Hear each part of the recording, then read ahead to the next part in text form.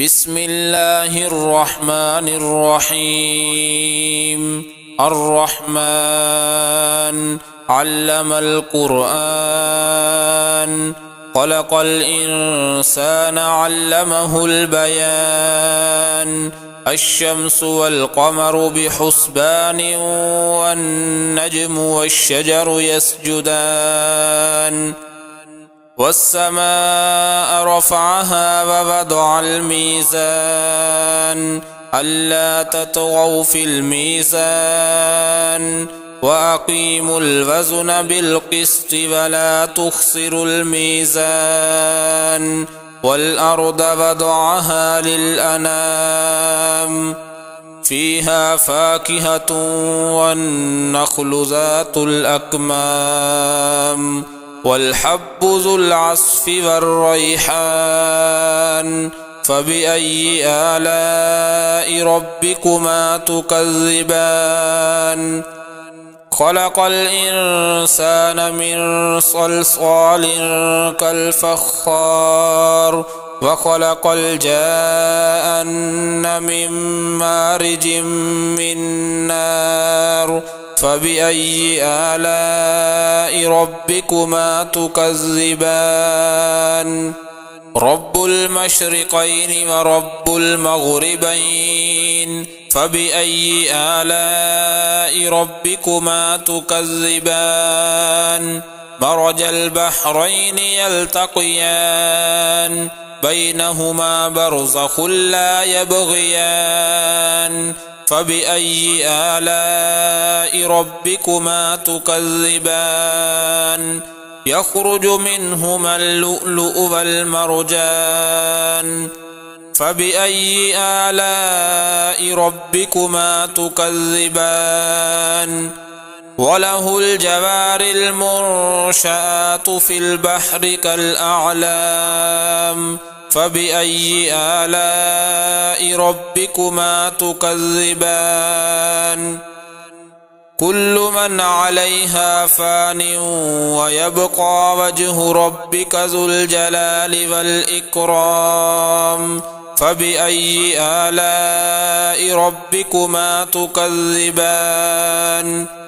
يسأله من في السماوات والأرض، كل يوم هو في شأن. فبأي آلاء ربكما تكذبان؟ سنفرغ لكم أيها الثقلان. فبأي آلاء ربكما تكذبان؟ يا معشر الجن والإنس إن استطعتم أن تنفذوا من أقطار السماوات والأرض فانفذوا، لا تنفذون إلا بسلطان. فبأي آلاء ربكما تكذبان؟ يرسل عليكما شواظ من نار ونحاس فلا تنتصران. فبأي آلاء ربكما تكذبان؟ فإذا انشقت السماء فكانت وردة كالدهان. فبأي آلاء ربكما تكذبان؟ فيومئذ لا يسأل عن ذنبه إنس ولا جان. فبأي آلاء ربكما تكذبان؟ يعرف المجرمون بسيماهم فيؤخذ بالنواصي والأقدام. فبأي آلاء ربكما تكذبان؟ هذه جهنم التي يكذب بها المجرمون، يطوفون بينها وبين حميم آن. فبأي آلاء ربكما تكذبان؟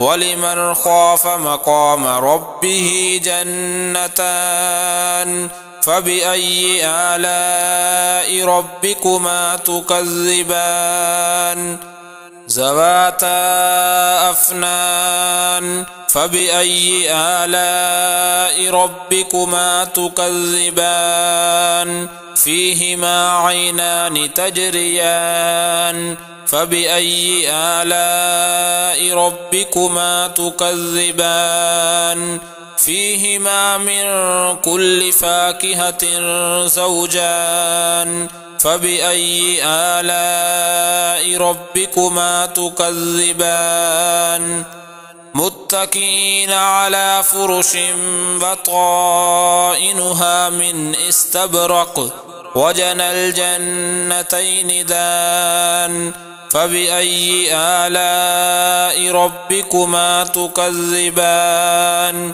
فيهن قاصرات الطرف لم يطمثهن إنس قبلهم ولا جان فبأي آلاء ربكما تكذبان كأنهن الياقوت والمرجان فبأي آلاء ربكما تكذبان هل جزاء الإحسان إلا الإحسان فبأي آلاء ربكما تكذبان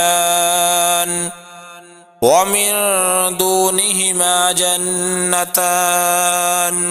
فبأي آلاء ربكما تكذبان مدهامتان فبأي آلاء ربكما تكذبان فيهما عينان نضاختان فبأي آلاء ربكما تكذبان فيهما فاكهة ونخل ورمان فبأي آلاء ربكما تكذبان فيهن خيرات حسان فبأي آلاء ربكما تكذبان حور مقصورات في الخيام فبأي آلاء ربكما تكذبان لم يطمثهن إنس قبلهم ولا جان فبأي آلاء ربكما تكذبان متكئين على رفرف خضر وعبقري حسان فبأي آلاء ربكما تكذبان تبارك اسم ربك ذي الجلال والإكرام